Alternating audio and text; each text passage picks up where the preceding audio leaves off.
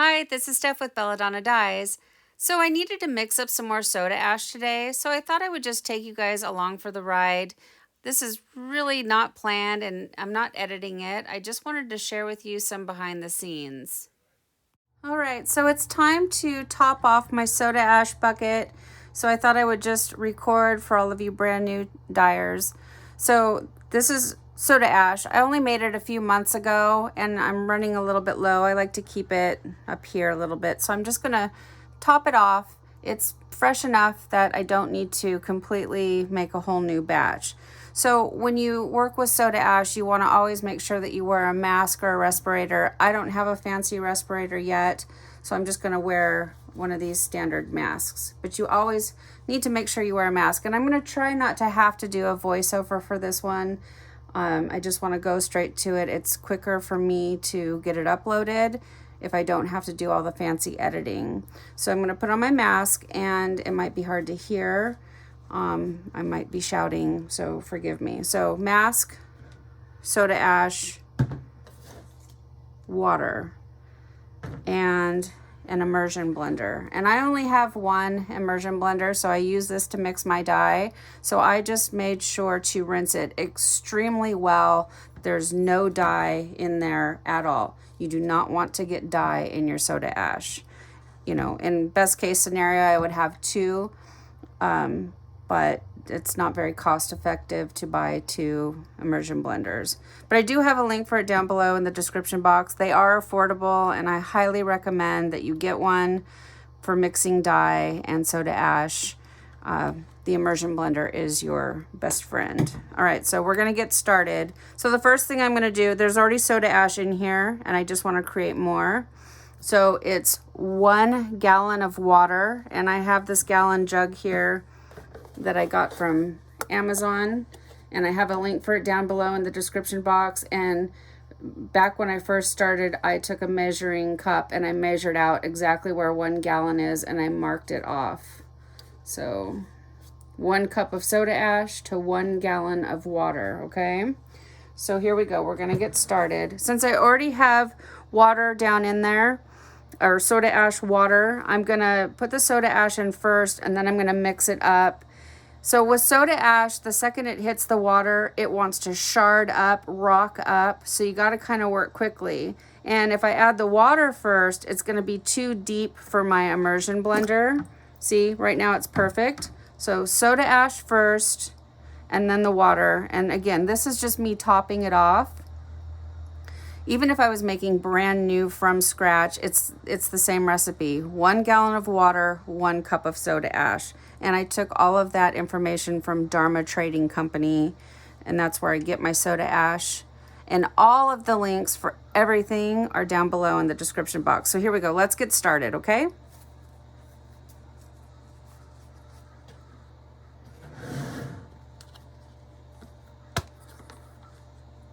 So since I just have 1/4 cup measure cup in here, I'm gonna do 4 of these.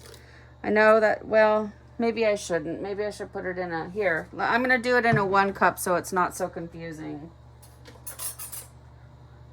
So I've got my Pyrex measuring cup here. I'm gonna fill it up to the 1 cup line.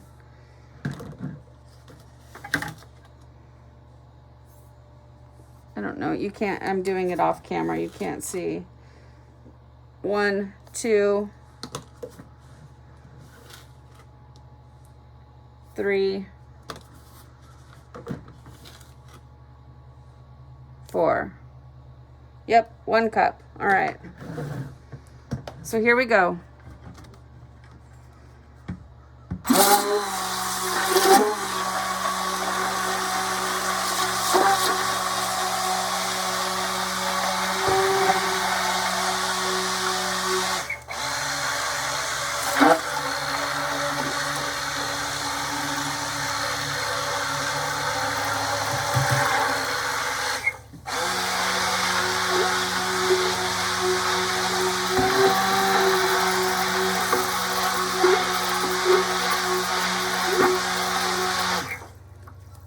And you see how that looks? All kind of foamy and frothy and white. That's completely normal. When it settles down, it will turn clear. Okay, so now I'm going to add my water.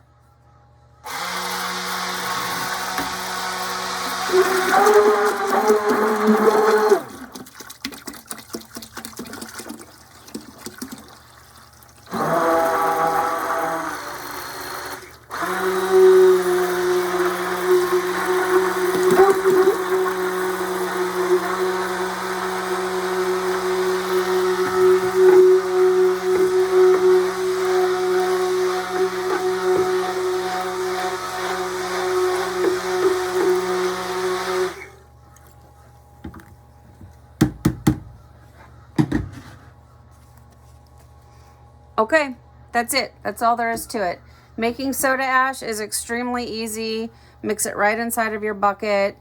It's the fastest, easiest way to do it. And then, you know, easy top off. So that's what this is. It's a top off. I like to go about 3 gallons in my 5-gallon bucket.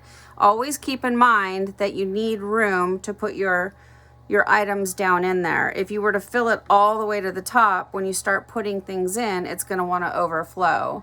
So I say 3 gallons is great. 4 gallons, you're pushing it, but then you don't have to mix it as often. So there it is. Super easy. How to mix soda ash, or well, how to top it off. All right, guys. So I have terrible lighting, but I just want to show you. So I just mixed up the soda ash, and what I had to do, because I had a few projects soaking and I'm not quite ready to spin them out and tie them, so I put them all in my Panda Spin Dryer, and now it's draining out in the cup. But that's what the older soda ash looks like. It has sort of a yellow tint to it. I only made it maybe 3, maybe 4 months ago, so it's still fine, okay? And now I'm pushing like 4 or 5 long sleeve shirts in here. And this is why I'm here showing you. Let's see. I wish I had a camera person. I had a little spoon. Where did it go? Well, I can't. I have a spoon that I usually use, and I don't know. You guys, look, this is the reality of tie-dye. These are all projects that are ready to go, or that I've already soaked and that are sitting here waiting to go, or I changed my mind. There's my spoon. There it is. Okay, so, and then that tote right here, that's the one that I use for reverse dyes. Only reverse dyes go. Okay, but so what I'm doing, and it'll just be easier to do it with my hand. This is the reason why you don't want to make too much soda ash, because pushing 4 or 5 adult size long sleeve shirts, you need to have room so it doesn't overflow. Okay, and I have other things down in there as well.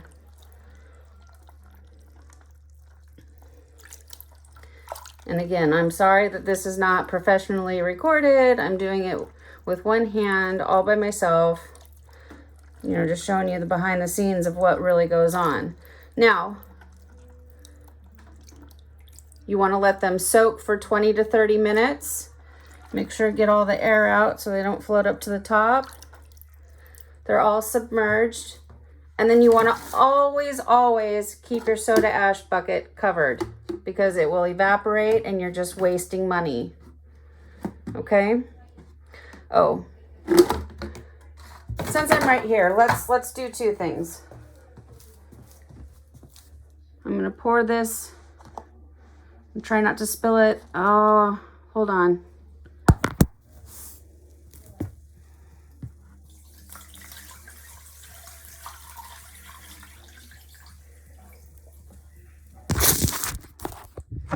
Sorry, my hands are slippery from the soda ash. Okay, I have a couple things in here that I want to spin out. So I'm going to put my container down underneath there. Now this is the Panda Spin Dryer, and I do have a tutorial on the unboxing of it. If you don't have one, if you can get one, I highly recommend it. And sorry, I know this is terrible, it's low light, but this is my world and you guys are in it. Okay, so I put that down in there and I'm gonna close it up. And then I'm just gonna do like this.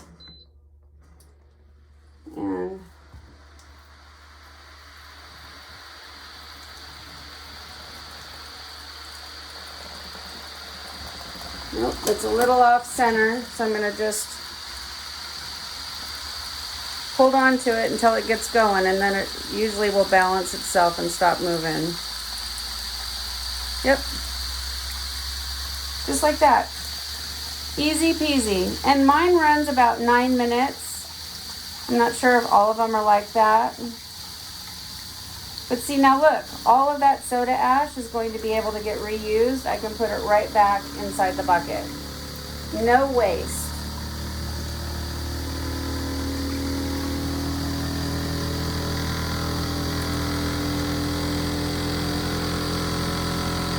Alright, and then make sure you put your lid back on your container at all times so it doesn't evaporate.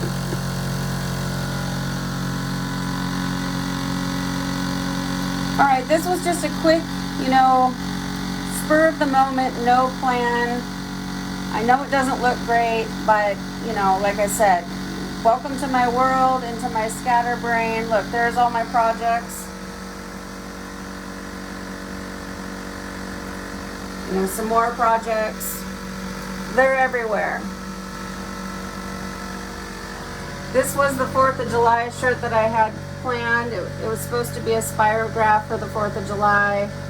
Didn't quite turn out, but we'll talk about that at another time, okay? Alright guys. Look at all that though. Look at how much soda ash I get to reuse instead of it going down the drain. So if you're on the fence about the Panda Spin Dryer, don't be. If you're really serious about tie-dyeing like I am, this right here next to my ice machine, greatest purchase ever. And there's a link for it down below in the description box. Thank you so much for watching. Please subscribe to my channel, leave a thumbs up, and then click the bell and set it to all. That way you get notified of future uploads.